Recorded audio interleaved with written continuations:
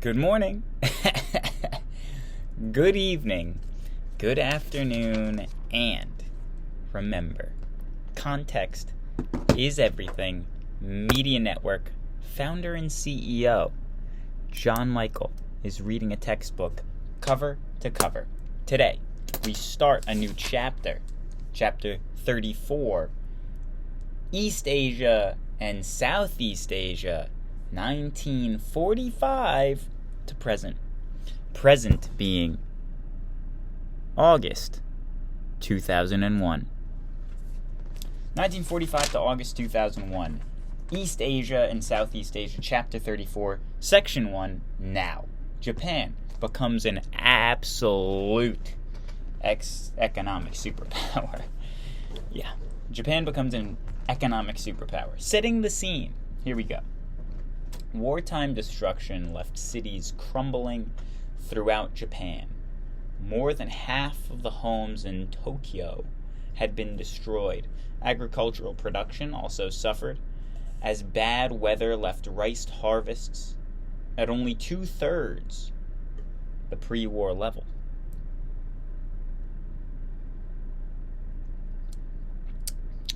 Do you like the show Twin Peaks? Stay tuned. Subscribe. I know the show well. I'm going to watch it again. I haven't watched it in a year. I'm going to watch it again. Do a little episode by episode, quick videos, I promise. Episode by episode, little analysis. That's it. Setting the scene. Wartime destruction left these cities, yes. With the end of the war came the need to rebuild. As in the past, the Japanese learned from outsiders. They selectively borrowed Western ideas and technology and put them to their own use. In time, Japan emerged as an economic superpower. Heading: Recovery, an economic miracle. I need to get a new pair of sunglasses because this is a new chapter. Every chapter, new pair of sunglasses. Thank you, all 64 of you lovely subscribers. I very much appreciate you. I appreciate your patronage. If you're watching this and you're not a subscriber, that's okay. But if you were to subscribe, that would be very good, very cool, and it would warrant a thumbs up. So, if you subscribe, I will give a thumbs up next video. Thank you.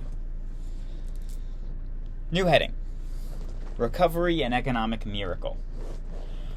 In 1945, Japan lay in ruins. It had suffered perhaps the most devastating property damage of any nation involved in World War II. Tens of thousands of Japanese were homeless and hungry. You might be able to say the greatest property damage on Earth's history, because it was hit by an atomic bomb. The occupation.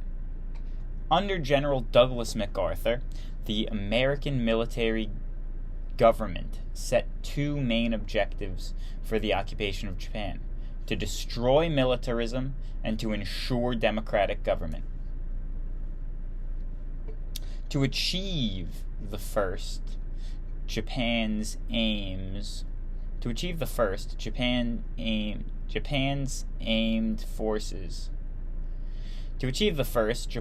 armed forces were disbanded.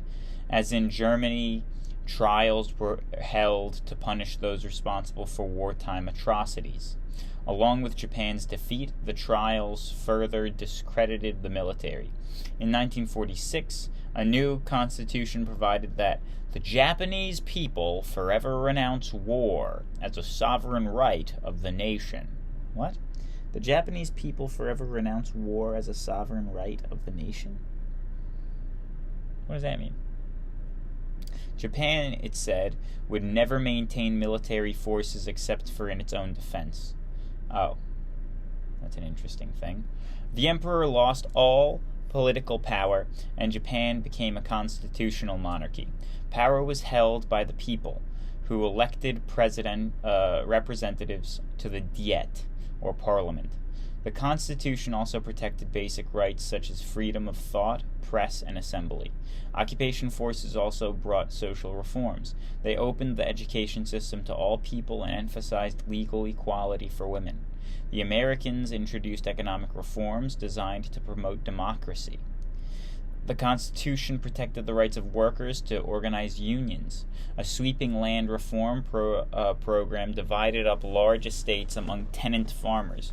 The former owners received payments, and peasants owned land for the first time. This change erased lingering traces of feudalism in Japan. Although the Americans tried to disband the zaibatsu, or giant business organizations, the Japanese resisted.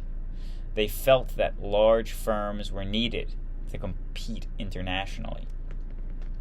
As Cold War tensions heightened, the United States grew eager to end the occupation. In 1952, it signed a peace treaty with Japan. What's it? The United States? As Cold War tensions heightened, the United States grew eager to end the occupation. In 1952, it signed a peace treaty with Japan. I don't know why you'd say it that way. Still, the two nations kept close ties. American military forces operated out of the base in Japan, which in turn was protected by American nuclear umbrella. They also were trading partners, eventually competing with each other in a global economy. Japanese success. Between 1950 and 1975, Japan recovered and produced an economic miracle. Its gross domestic product, GDP, soared. GDP refers to the total value of all goods and services produced by a nation within a particular year. Japan's success was built on producing goods for export. At first, the nation manufactured textiles. Later, it shifted to making steel for shipping and machinery. How did Japan enjoy such success? After war, Japan, like Germany, had to rebuild from scratch. Also, like Germany, it had factories that outproduced older industries in the West. It adopted the latest technology to create its own high-quality products. Manufacturing. By the 1970s, Japanese cars, cameras, and television sets found eager buyers on the world market. Its companies also moved into high technology. Soon, Japan electronic goods, from computers to businesses to robots in factories, were competing with Western and especially American products. Japan benefited from an educated, high-skilled workforce. Until recently, some Japanese companies guaranteed lifetime employment for their workers. In return, employees gave the company total loyalty. Additionally, Japanese workers saved much of their pay. These savings gave banks and the capital to invest in industrial growth. Further investments was possible because the government did not have to spend money on maintaining a large military force. Trade and investment. That's actually a pretty good deal. I mean, withstanding the cataclysmic explosions on their soil in 1945, but we're just going to protect Japan, and they don't need an army. That would definitely encourage a business boom. I mean, think about it for the Americans. We spend so much money on our military. So much. I think the American military is the number one carbon emitter in the world. Something like that. If we didn't have that military funding, which is obviously something that's unrealistic, that would make everything financially much more easy. So it's not a miracle at all. It actually makes complete sense if we provided for their safety and they didn't need a military. Trade and investment. Japan, that is. We being the United States. Japan being Japan, and them not having a military, and us saying, we'll take care of it, don't worry about it. You don't need a military, don't have a military. You can't start wars unless you're defending yourself. So they just have a small military force to defend rather than anything else. Trade and investment. As a small island nation with few resources, Japan depended on trade. It had to import oil and other raw materials like iron ore, but it exported more profitable finished goods such as steel. It marketed its products so successfully that it built a favorable balance of trade, exporting more goods than it imported. As Japan's economy expanded, it invested in ventures around the world. In addition to investments in existing businesses and real estate, the Japanese financed and operated mines and plantations. They built airports and chemical plants. When a tire factory was built in East Africa or a dam in Central America, the engineers and managers were likely to be Japanese. Japan's presence everywhere showed that it not only had caught up with the West, but was rapidly moving ahead of it. Japan's protectionist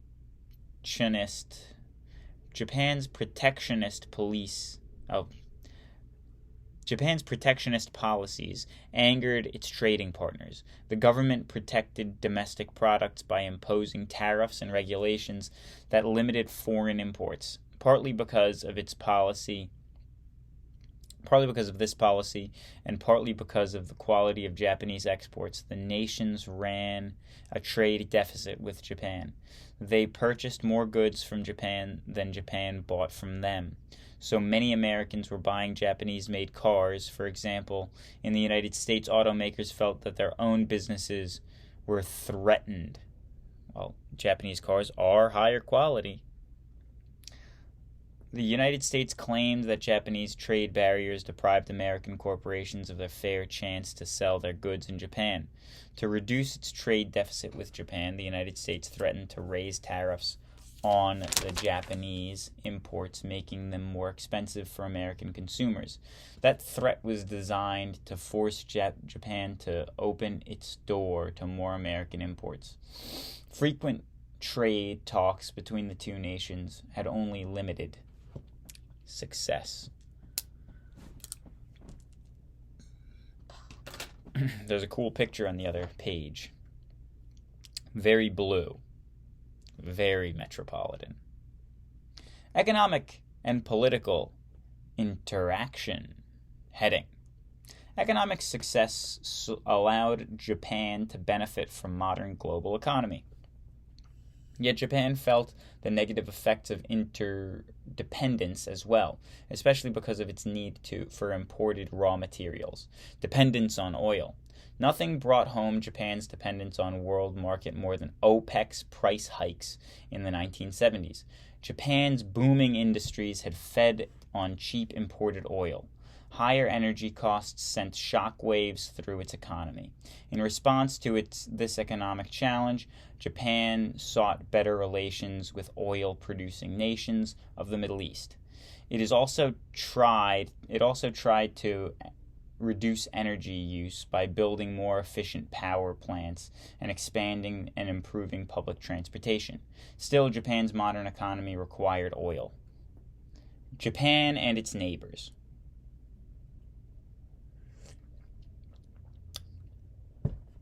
As Japan sought economic openings in Asia, it had to deal with the nations that still held bitter memories of World War II. China, Korea, and parts of Southeast Asia had suffered terribly under Japanese occupation. Japan was slow to apologize for this wartime action, but it did work hard to regain the trust of neighboring peoples. By the 1980s, Japan was a major investor in China and the emerging nations of Southeast Asia. In the 1990s, Japanese leaders offered some public regrets for the death and destruction of the war years. International politics. Although Japan was economic superpower, it took a backseat in international politics for many years. During the Cold War, Japan supported the Western Alliance. More recently, it has edged towards larger world role.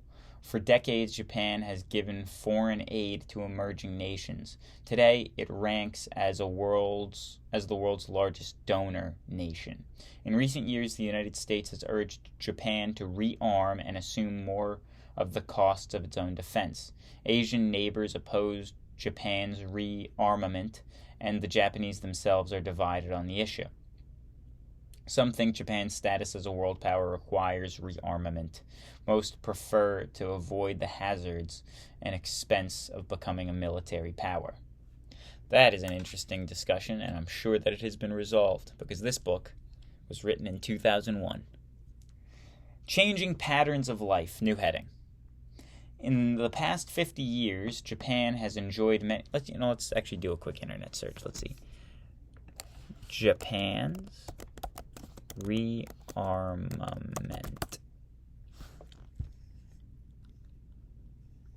Let's see.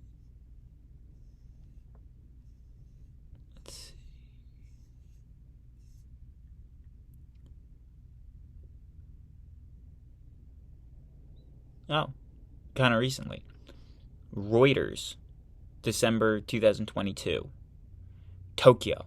Japan on Friday unveiled its biggest military buildup since World War II, with $320 billion US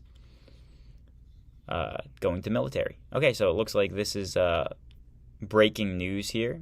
So kind of works out that I'm reading the book 22 years after it was written, because now Japan is rearming. Okay. Changing patterns of life. In the past 50 years,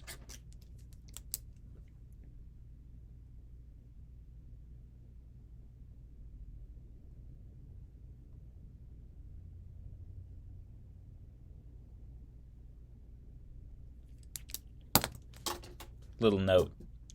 Changing patterns of life. In the past 50 years, Japan has enjoyed many economic successes. In the 1990s, however, Japan faced its worst economic depression since the 1930s. Companies had to make cutbacks, and many workers lost the security of guaranteed lifetime employment. The Asian financial crisis, as you have read, I don't remember that, further undermined confidence. The economy was recovering by the late 1990s, although unemployment remained high. Political stresses. Japan's democracy has survived many crises. The Liberal Democratic Party, LDP, has dominated the government since the 1950s.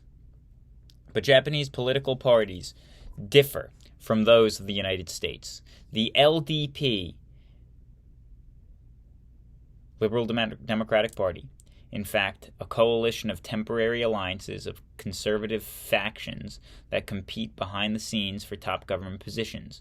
In the late 1990s, charges of corruption greatly weakened the LDP.